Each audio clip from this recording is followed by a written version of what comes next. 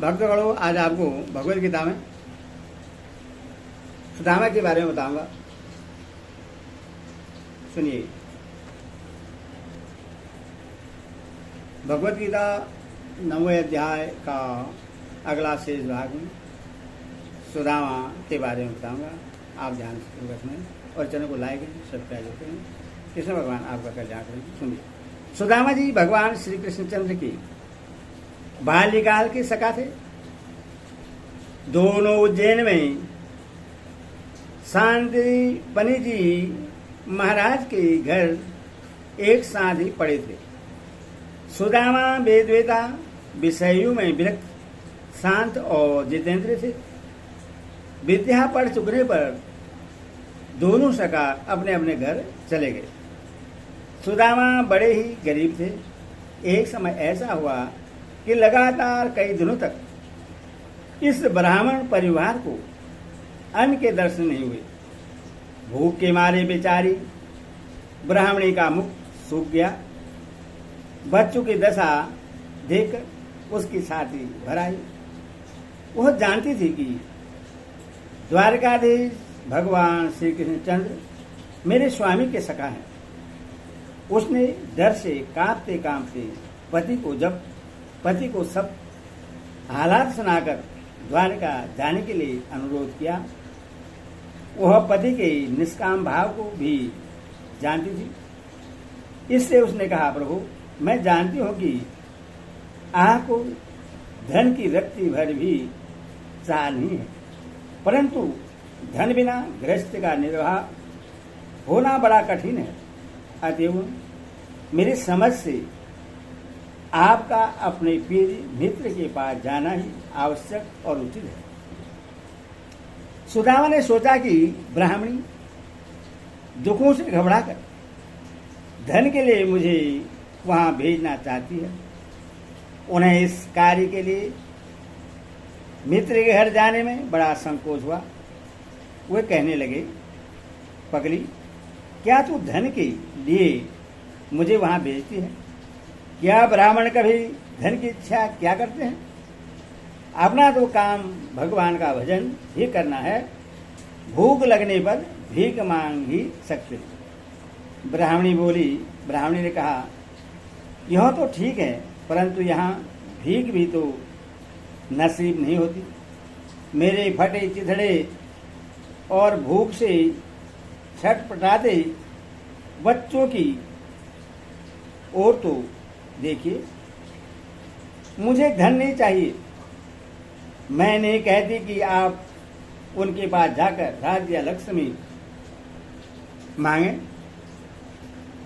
अपनी इस दीन दशा में एक बार वहां जाकर आप उनसे मिल तो आइए।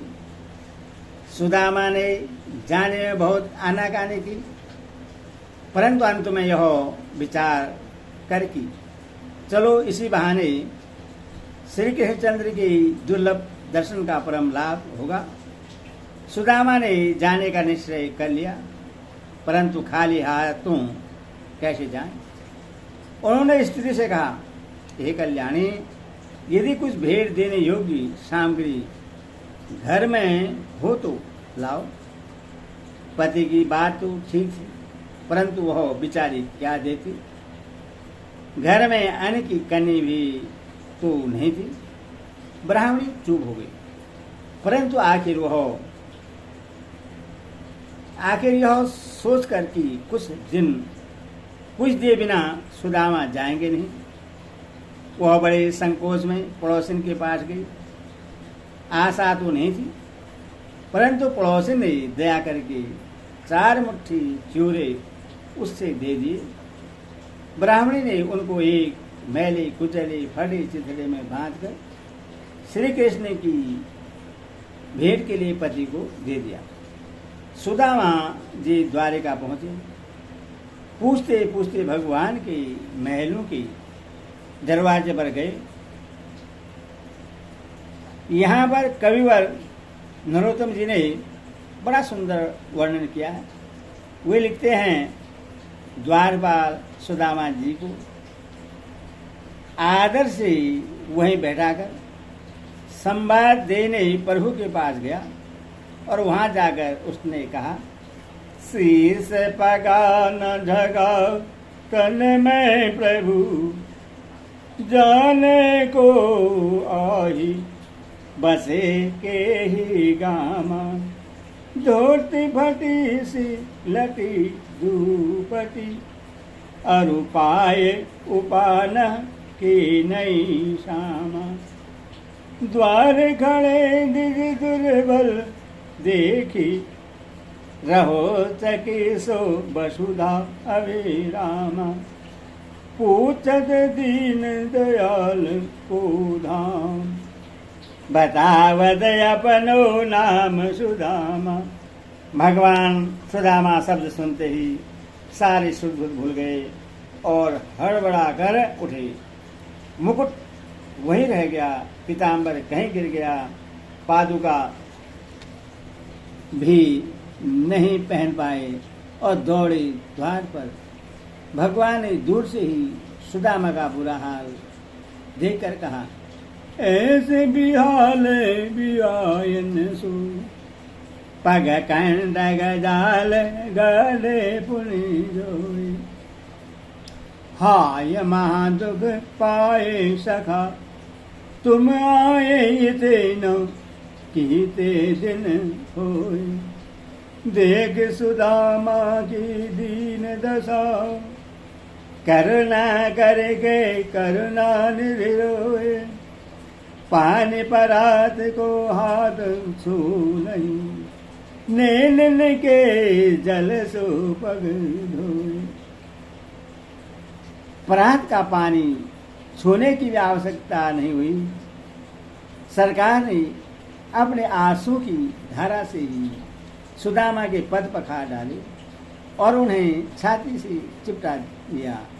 तदनंतर भगवान उन्हें आदर से महल में ले गए और वहां अपने दिव्य पलंग पर बैठाया तथा स्वयं अपने हाथों से पूजन की सामग्री का संग्रह कर अपने ही हाथों से उनके चरणों को धोकर उस जल को स्वयं त्रिलोकी पावन होते हुए भी अपने मस्तक पर धारण किया।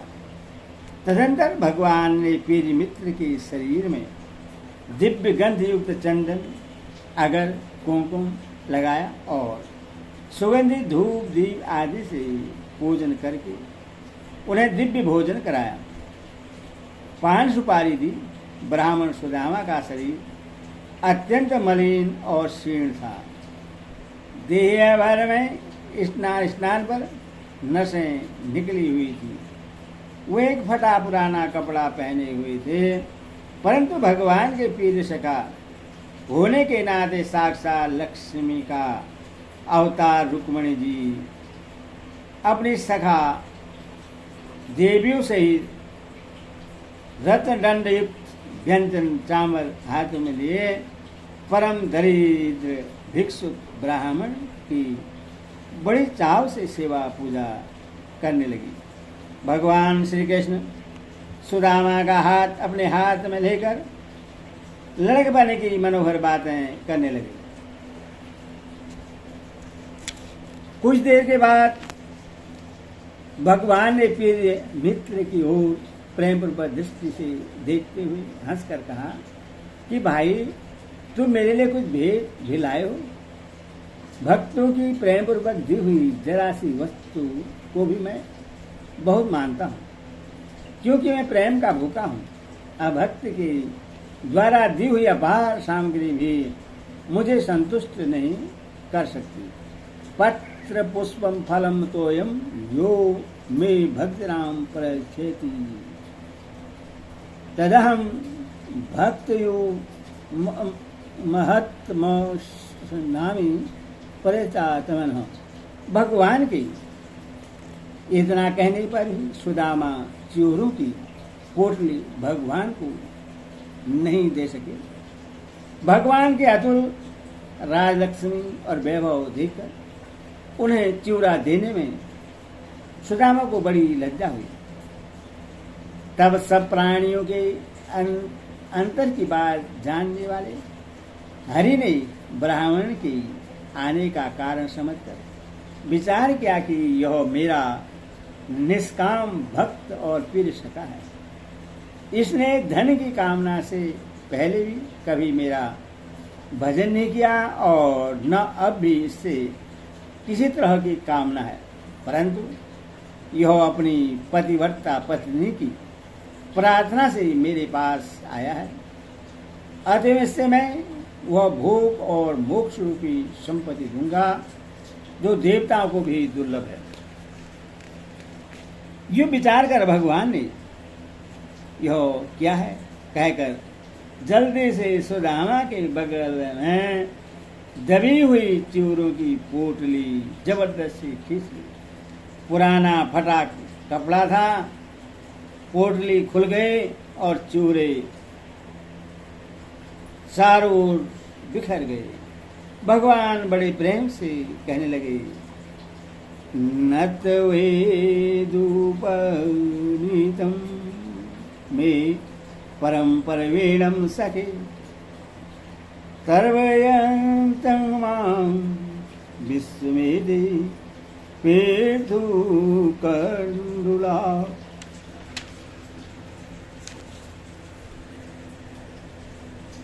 हे सके, आपके द्वारा लाए हुए हो चूरू का उपहार मुझको अत्यंत प्रसन्न करने वाला है। ये चूरे मुझको और मेरी साथ ही समस्त विश्व को त्रिवृत कर देंगे। यो कहकर भगवान उन बिखरे हुए चूरों को बिन बिन कर उन्हें चबाने लगे।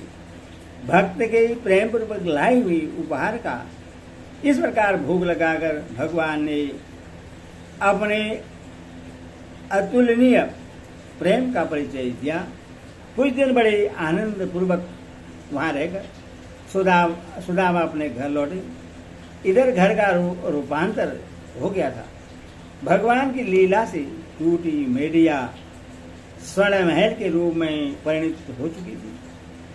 सुदामा ने भगवान की लीला समझकर उसे स्वीकार किया।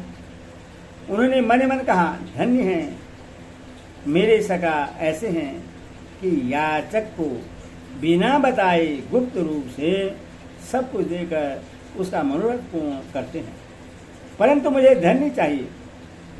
मेरी तो बार बार यही प्रार्थना है कि जन्म जन्मांतर में वही श्री कृष्ण मेरे सुहृदय सखा तथा मित्र हो और मैं उनका अन्य भक्त रहूं। मैं इस संपत्ति को नहीं चाहता। मुझको तो प्रत्येक जन्म में उन सर्वगुण संपन्न भगवान की विशुद्ध भक्ति और उनके भक्तों का पवित्र संग मिलता रहे। वे दया करके ही धन नहीं दिया करते, क्योंकि धन के गर्व से धनवानों का अधपतन हो जाता है। इसीलिए वे अपने अदूरदर्शी भक्त को संपत्ति, राज्य, ऐश्वर्य नहीं देते। सुदामा आजीवन अनासक्त भाव से घर में रहे और उन्होंने अपना सब समय भगवान के भजन में बिताया। हरि ओम। हरि ओम।